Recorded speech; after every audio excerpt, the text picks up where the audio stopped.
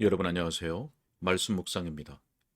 우리는 찰스 스펄전 목사님의 설교를 통해서 마태복음을 묵상하고 있습니다. 오늘부터는 새로운 본문으로 들어가는데요. 마태복음 17장 17절의 말씀을 모두가 희망 없이 바라볼 때라는 제목으로 설교했던 내용을 읽고 묵상하고 있습니다.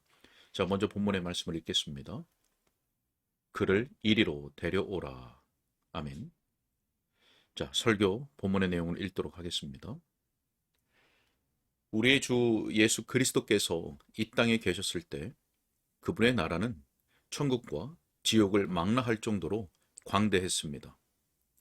비록 천국 문 입구에 계셨지만 우리는 그분이 영광 속에서 모세와 엘리야와 함께 대화를 나누시는 것을 보았고, 그로부터 몇 시간 후에는 지옥의 함정을 용납하지 않으시고 악한 영과 직면해 계시는 주님을 봅니다.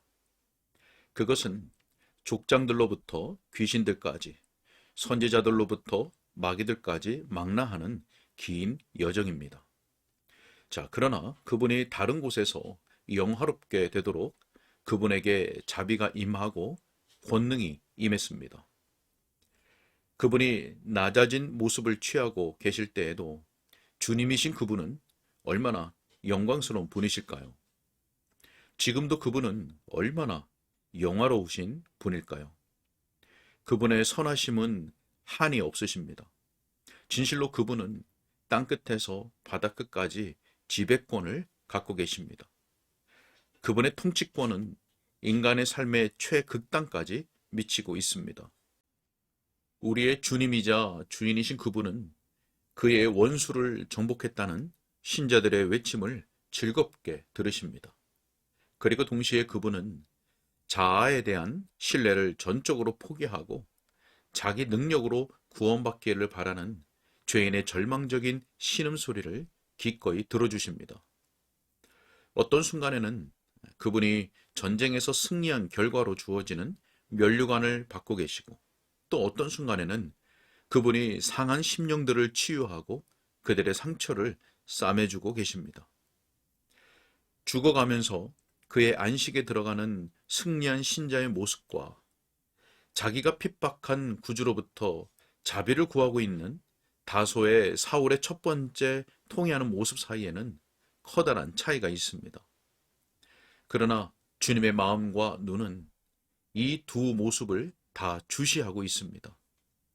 우리 주님의 변형 사건은 그분으로부터 귀신을 쫓아내는 능력을 박탈하지도 않았고, 그분이 인간의 질병들을 다루기에는 너무 숭고하거나 영적이라고 느끼도록 하지도 않았습니다.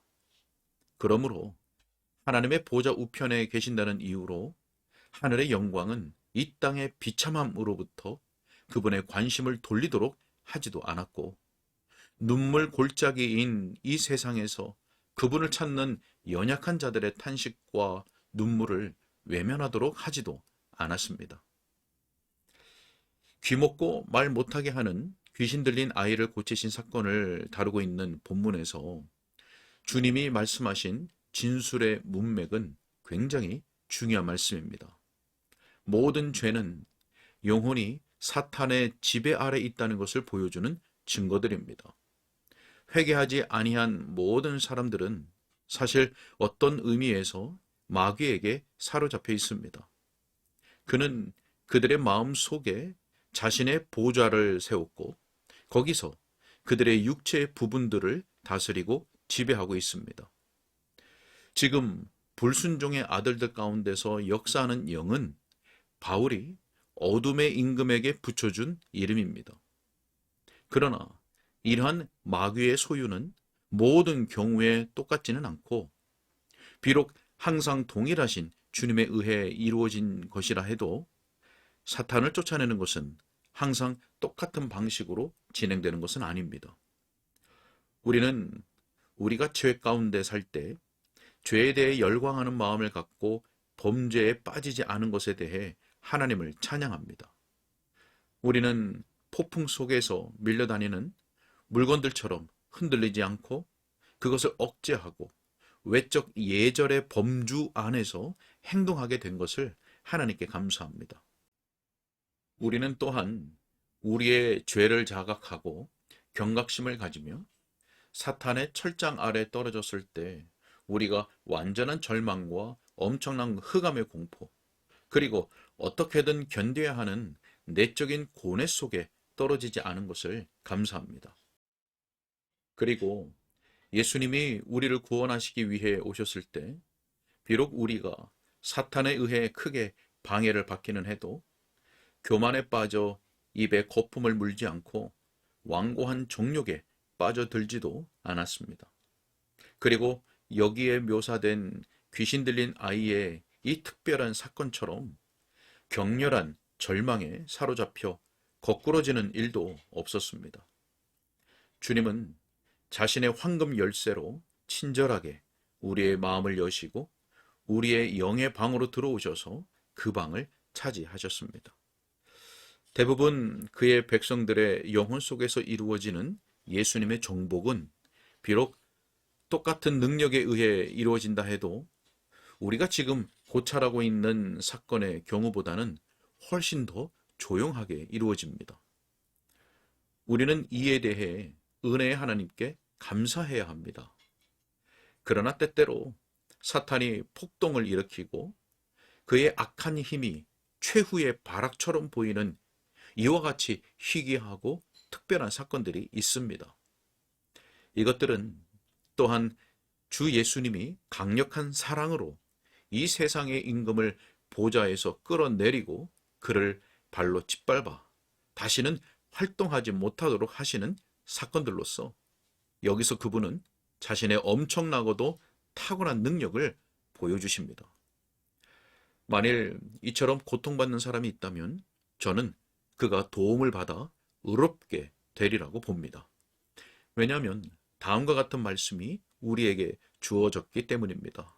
마태복음 18장 12절 말씀에 만일 어떤 사람이 양 100마리가 있는데 그 중에 하나가 길을 잃었으면 그 99마리를 산에 두고 가서 길 잃은 양을 찾지 않겠느냐. 자, 저는 하나님으로부터 멀리 떨어져 있는 사람들에게 성령의 기름 부음의 역사가 임하여 가까이 나아갈 수 있도록 기도하고 속박의 사슬에 미어 있는 사람들은 아들이 자유롭게 하면 참으로 자유롭게 될 것이기 때문에 그들이 주 안에서 자유롭게 될 수 있기를 기도합니다. 자, 우선 저는 주님의 도우심을 받아 본문에 기록된 애처로운 사건의 의미에 대해 말씀드리고자 합니다. 자, 우리가 첫 번째 주목할 내용은 희망 없는 상황이라는 것입니다. 그리스도의 육체의 이적들은 그분의 영적 사역의 예표들입니다. 그분이 자연계에서 행한 이적들은 영적 세계에서 이루어지는 이적들의 모형입니다. 외적이고 자연적 사실은 내적이고 영적 사실의 상징입니다. 그렇다면 아버지에게 이끌려 고침받기 위해 주님 앞에 온 이 귀신 들린 아이는 그를 사로잡고 있는 영이 악한 자로 불리고 사탄은 항상 악질적이지만 분명히 죄를 많이 범해 초래한 질병의 경우는 아니고 정신의 커다란 공포와 혼란 그리고 어떤 사람들 속에서는 악한 자에 의해 고통과 위험에 빠지게 된 광적인 절망의 한 실내입니다. 때때로 사람이 완전히 자기 통제력을 잃어버리는 광기의 압도적인 공격을 받아 생긴 질병들을 관찰해 보십시오. 간질병 환자의 발작은 모든 방향으로 약한 사지를 떨어댑니다. 우리는 낙심, 오해, 불신, 그리고 절망으로 말미암아 때로는 극복할 수 없는 분노를 일으키는 우울증 환자들을 보았습니다. 그들은 이 악한 불청객들을 받아들였다기보다는 오히려 그것들의 희생자라고 볼 수 있습니다. 마가가 설명하는 것처럼 귀신이 그를 잡습니다. 마찬가지로 이같이 절망하는 사람들은 절망이라는 거인에 의해 사로잡히고 끌려간 것입니다. 귀신들은 그들을 잡아채고 그들을 마른 땅으로 몰아넣습니다. 그들은 쉬기를 구했고 아무것도 찾지 못했습니다. 그들은 위로받기를 거절했고 병자들처럼 그들의 영혼은 어떤 음식도 거부했습니다. 그들은 자신들의 우울증을 이겨낼 힘을 보여주지 못했습니다. 그들은 저항할 생각도 못했습니다.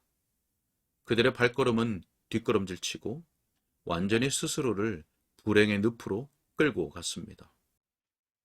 자신의 때가 짧다는 것을 알고 있고 예수님이 신속하게 구원의 역사를 펼치시기 위해 오셨음을 잘 깨닫고 있는 사탄은 자신의 힘없는 종들에게 가차없는 악독으로 채찍질을 가해서 구원자가 이르기 전에 어떻게든 그들을 완전히 파멸시키려고 나쁜 일을 꾸며댑니다. 본문에 나오는 불쌍한 희생자는 때때로 극도의 고통, 곧 입에 거품을 물고 쓰러지고 땅에 뒹굴면서 울부짖을 정도로 큰 고통에 시달렸습니다. 때로는 겁나는 발작 속에서 그는 자신의 몸에 상처를 냈고 창난 증세로 인해 자기 주변에 있는 물건들을 마구 집어던졌고 그것은 또 다른 상처의 원인이 되었습니다.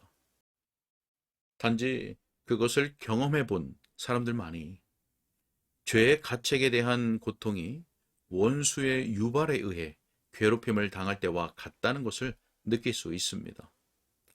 우리들 가운데 어떤 사람들은 어느 정도 이것을 거쳤고 그것이 땅에서 겪는 지옥이라는 것을 납득할 수 있습니다. 우리는 하나님의 진노의 손의 무게가 얼마나 무거운지 느꼈습니다. 우리는 성경을 읽지만 그 안에서 우리의 상황에 어울리는 약속을 하나도 발견하지 못합니다. 그 대신 번개와 같이 마치 저주가 그것으로부터 번쩍거리는 것처럼 모든 면들이 위협으로 불타고 있는 것처럼 보입니다. 심지어는 가장 선택할 만한 구절들도 마치 그것들이 간섭하지 마라. 이 위로는 너를 위한 것이 아니다. 너는 이것과는 아무 상관이 없다라고 말하는 것처럼 우리에 대해서는 반대하는 말씀으로 보였습니다. 우리는 교리와 교훈과 약속들, 그리고 심지어는 십자가 자체에 대해서까지 흠집을 냈습니다. 우리는 기도했고 우리의 참된 기도는 우리의 불행을 증가시켰습니다. 우리는 은혜의 보좌에 대해서도 상처를 냈습니다. 우리는 우리의 기도를 주님에 대해 내뱉는 부질없는 불쾌한 소리들로 간주합니다. 교회 가면 설교자는 우리에게 눈살을 찌푸리는 것 같고 우리의 상처를 소금으로 문질러대고 우리의 상황을 악화시키는 것 같습니다. 심지어는 성경 읽기와 찬송가와 기도들도 우리를 반대하기 위해 동맹을 맺은 것처럼 보이고 그래서 우리는 그전보다 더 큰 절망감을 안고 집으로 돌아갑니다. 저는 여러분이 이와 같은 정신 상태를 거치지 않기를 바랍니다. 왜냐하면 그것은 지옥 자체와 방불하고 가장 끔찍한 일들 가운데 하나이기 때문입니다. 이런 공경 속에서 사람들은 욥과 같이 부르짖습니다. 그런즉 내가 내 입을 금하지 아니하고 내 영혼의 아픔 때문에 말하며 내 마음의 괴로움 때문에 불평하리이다.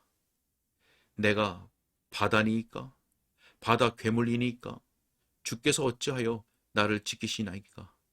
혹시 내가 말하기를 내 잠자리가 나를 위로하고 내 침상이 내 수심을 풀리라 할 때에 주께서 꿈으로 나를 놀라게 하시고 환상으로 나를 두렵게 하시나이다. 이러므로 내 마음이 뼈를 깎는 고통을 겪느니 차라리 숨이 막히는 것과 죽는 것을 택하리이다. 내가 생명을 싫어하고 영원히 살기를 원하지 아니하오니 나를 놓으소서. 내 날은 헛것이니이다. 저는 이 비참한 상태를 최후로 벗어나는 기쁨은 천사들이 기쁨으로 노래하는 것과 같음을 하나님께 감사를 드립니다. 그러나 어두운 밤을 견디는 동안은 참으로 그것이 흑암의 공포입니다. 순교자를 고문대 위에 올려놓거나 아니면 그를 위험한 쇠사슬로 꽁꽁 묶어놓고 그를 불에 태워보십시오. 그때 그의 주님이 그에게 미소만 지어준다고 해도 그의 고통은 하나님의 진노에 대한 의식으로 시커멓게 타버린 영혼의 고통과는 비교할 바가 못 됩니다. 이런 사람은 예레미야 애가의 내용에 공감하고 다음과 같이 부르짖습니다. 나를 어둠 속에 살게 하시기를 죽은 지 오랜 자 같게 하셨도다. 나를 둘러싸서 나가지 못하게 하시고 내 사슬을 무겁게 하셨으며 내가 부르짖어 도움을 구하나 내 기도를 물리치시며 활을 당겨 나를 화살의 관역으로 삼으심이요 화살통의 화살들로 내 허리를 맞추셨도다. 나를 쓴 것들로 배불리시고 쑥으로 취하게 하셨으며. 또 잠언 18장 14절에서 말씀합니다. 사람의 심령은 그의 병을 능히 이기려니와 심령이 상하면 그것을 누가 일으키겠느냐.